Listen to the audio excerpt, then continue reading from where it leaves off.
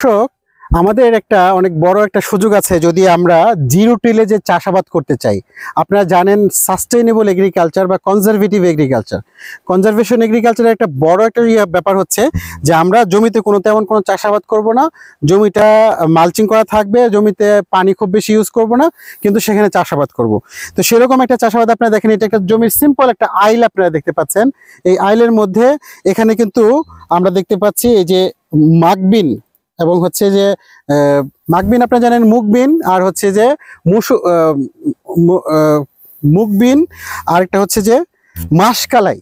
আমি দুঃখ প্রকাশ করছি, মাসকালাই এবং মুগবিন এইখানে আপনার প্রচুর পরিমাণে লাগানো হয়েছে।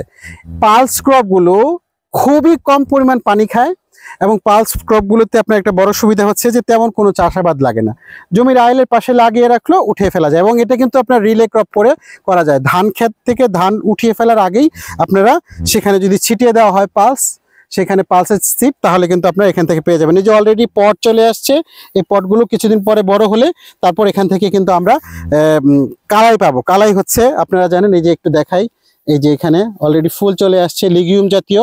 এবং আরেকটা জিনিস জানেন কিনা, এই লিগিউমগুলো যদি পরবর্তীতে আপনার এখান থেকে পট হারভেস্টেড করার পর এটাকে যখন মাটির সাথে মিশিয়ে দেওয়া হবে, তখন কিন্তু এটা জমির জন্য খুব ভালো একটা নিউট্রিয়েন্ট অ্যাড করবে। আমাদের ঠিক নিচেই দেখবেন এখানে পালং শাকের একটা ক্ষেত। এখন যেহেতু রবি মৌসুমের সিজন, পালং শাকে কিন্তু আপনার প্রচুর পরিমাণে আয়রন থাকে। আমাদের অনেক স্টুডেন্টরা পালং শাক, কলমি শাক এবং বাংলাদেশি বিভিন্ন রকম শাক সবজির ইংরেজি নাম জানে না, কোনটা ইন্ডিয়ান স্পিনাচ, কোনটা স্পিনাচ, তারপর কোনটা আপনার, এক কথায় প্রত্যেকটা ভেজিটেবলের ইংরেজি নাম জানাটা খুবই জরুরি। বিশেষ করে গোট জাতীয়, কোনটা ওয়াক্স গোট, কোনটা স্নেক গোট, কোনটা বটল গোট, এভরিথিং আপনাদের জানতে হবে।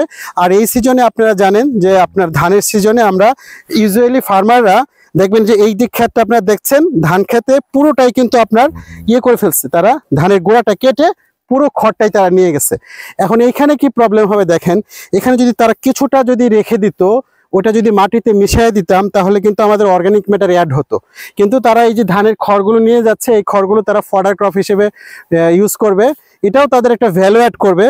বাট আমাদের সয়েলটাকে ঠিক রাখার জন্য এটা কিন্তু খুবই ইম্পর্টেন্ট যে আমরা জমিতে কিছুটা হলেও যেন রাখতে পারি, এবং সেটা কিন্তু মালচিং হিসেবেও কিছুটা কাজ করে।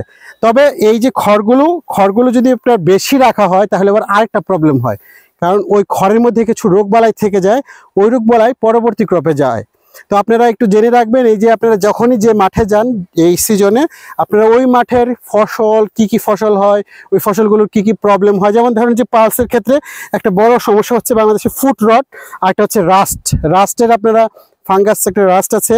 এই রাস্টের যে বিভিন্ন রকম আছে, সাইকেল আছে, কোনটা মনোসাইক্লিক রাস্ট, কোনটা ম্যাক্রোসাইক্লিক, পুরোটা এটা কিন্তু পরে রাখতে হবে। রাস্টের কি লাইফ স্টেজ আছে, এগুলো একটু দেখে রাখবেন। আর হচ্ছে যে প্রত্যেকটা ফসল যখনই যেটা পড়বেন সেটা কিন্তু সায়েন্টিফিক নেমগুলো দেখে রাখবেন। সবাই ভালো থাকবেন।